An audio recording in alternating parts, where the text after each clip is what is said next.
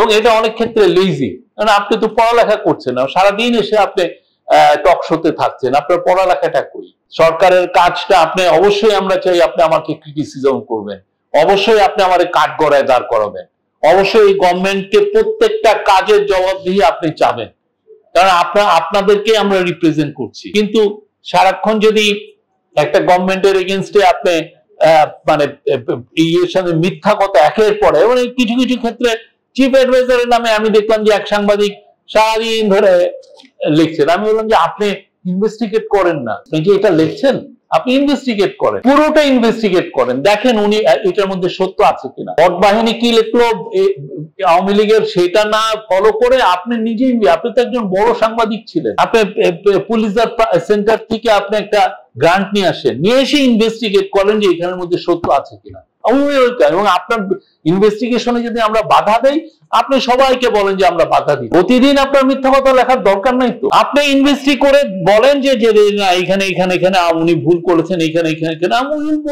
Professor Yunus বারবার বলছেন আমাদেরকে ক্রিটিসিজম করেন, ফেয়ার ক্রিটিসিজম করেন। উনি এডিটরকে ডেকে বলেছেন যে এই কাজটা করে। আমরা জার্নালিজমের ফেয়ারনেসটা চাই, এবং ফেয়ারনেসটা সবার সবসময়ের জন্য। আর এই যে জেল ইয়ের ব্যাপারে যেটা আসছে, এই যে কেসগুলোর ক্ষেত্রে খুবই আনফরচুনেট একটা ডেভেলপমেন্ট, কিন্তু কথা হচ্ছে যে আমাদের কতটুকু করার আছে। আর যারা করছে, যারা এটা করছে, আমার মনে হয় তো তাদের চেহারা মাস্কটা আপনার খুলে দেন না, অ্যাটাক করে যারা যারা এই কাজগুলো করছে তাদের প্রোফাইলটা নেন। তারা কোথায়? তারা কি কোনো পলিটিক্যাল পার্টির সাথে জড়িত? তারা কি পলিটিক্যাল পার্টির মদদে এটা করছে? এই যে কেসগুলো যে হলো, আমরা তো আমাদের সর্বোচ্চ চেষ্টা করছি, এবং এইটা অ্যাডমিনিস্ট্রেটিভ হতে যেটা হয় যে যাদের নামে নাম আসছে তাদের জন্য কোনো হয়রানি না হয়, কোনো অ্যারেস্ট না হয়, সেটা আমাদের গভর্নমেন্টের থেকে করা হচ্ছে। তো কিন্তু এটা তো একটা আনফরচুনেট একটা ডেভেলপমেন্ট, এবং এটা আমার মনে হয় যে এটা নিয়ে আরো ব্রিলিয়ান্ট জার্নালিজম করার সুযোগ আছে। কারা এটা করা? এটা কি পলিটিক্যাল মদদে করছে?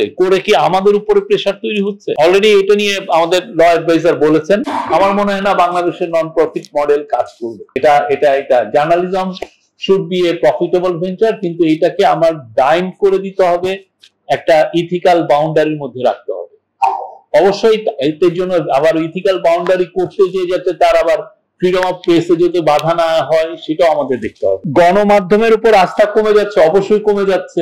কারণ হচ্ছে যে আমরা তো আমাদের হাউসকিপিংটা করি নাই, আমরা ওইটা একটু করি নাই। আপনি বাইরের দেশে যদি দেখেন, প্রত্যেকটা দেশে বড় বড়, এই যে নিউ ইয়র্ক টাইমসের তার ওই ইরাক ওয়ারের সময় যেই কভারেজটা করেছিলেন, ওরা নিজেরাই বাইরের থেকে লোক এনে তারা নিজেরা দেখেছিলেন যে তাদের জার্নালিজমটা কি হয়েছিল, যে আমরা কি ফেয়ার জার্নালিজম করেছি নাকি আমাদের জার্নালিজমটা ফ্লড ছিল। আমার মনে হয় এই জায়গাটা আমাদের নিজেরা সেলফ রেগুলেশন, সেলফ অডিটিং করা উচিত। আমি 2014 সালের ইলেকশন হয়েছে, আমার কভারেজটা কি ফেয়ার ছিল? আমার 2013 সালের হেফাজতের উপর ক্র্যাকডাউন হয়েছে, আমার কভারেজটা কি ফেয়ার ছিল? 2018 সালের রাতের ইলেকশন হয়েছে, আমার কভারেজটা, আমি যে নিউজটা করেছি এটা কি কভার ছিল? আমার 2009 থেকে 2024 সালে আমি বিএনপি, জামাত এবং যারা অপোজিশন পার্টি ছিল তারে নিয়ে যে আমি নিউজগুলো করেছি, এটা কি কভার ছিল? আমি বাংলাদেশের জঙ্গির উপরে যে জঙ্গি মানে ওয়ার টেররের নাম করে যে জঙ্গির মানে এন্টি টেরর যে লকডাউনটা হয়েছে, ওইটার যে কভারেজ আমি করেছি কি ফেয়ার ছিল? এটা তো আমাদের নিজেদের জানা উচিত। এটা করলে হবে কি, আমরা চাই না কোনো প্রতিষ্ঠান বন্ধ হোক, বাংলাদেশের কোনো প্রতিষ্ঠানই যাতে বন্ধ, বাট আমি এইটার থেকে আবার কি নিজেরা আমি ধুয়ে মুছে সাফ হয়ে আমি আবার নতুন করতে হবে। এই জার্নালিজমটা দরকার, এই জায়গাটাই আমরা যেতে চাই, যাতে করে কোনো প্রেশার গ্রুপ তৈরি না হয়, যাতে করে কোনো মব তৈরি হওয়ার কোনো সুযোগই না পায়।